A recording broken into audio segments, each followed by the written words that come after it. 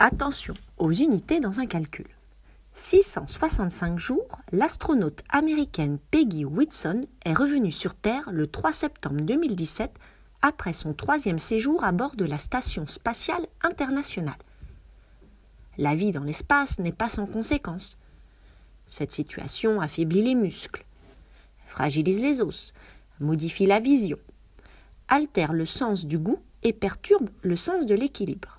La préparation à ce séjour dans l'espace nécessite des phases d'entraînement intenses qui sont à l'origine de nausées. Afin de minimiser ces désagréments, la prise de scopolamine est utile.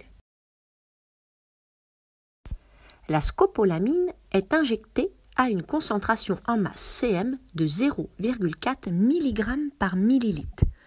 Rappelez-vous, la concentration en masse d'une espèce chimique en solution correspond à la masse de cette espèce dissoute dans 1 litre de solution.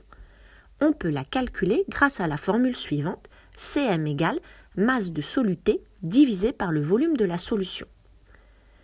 Dans ce cas-là, la concentration en masse s'exprime en grammes par litre, la masse de soluté en grammes et le volume de la solution en litres.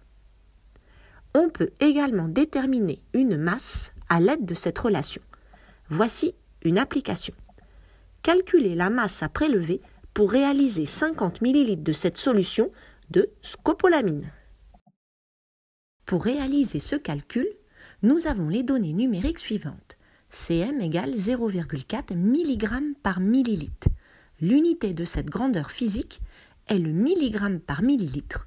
Par conséquent, elle va imposer les unités des 2 autres grandeurs, à savoir la masse de soluté et le volume de la solution.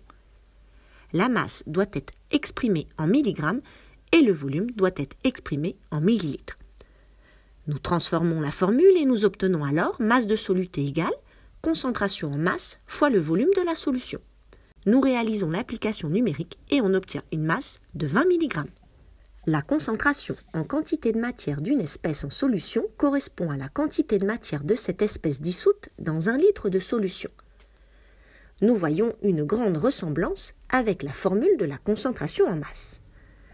Utilisons cette formule pour calculer la concentration en quantité de matière en mol par litre pour réaliser 50 ml d'une solution de scopolamine, sachant que la quantité de matière N vaut 4,6 fois 10 puissance moins 5 mol. Observons les unités.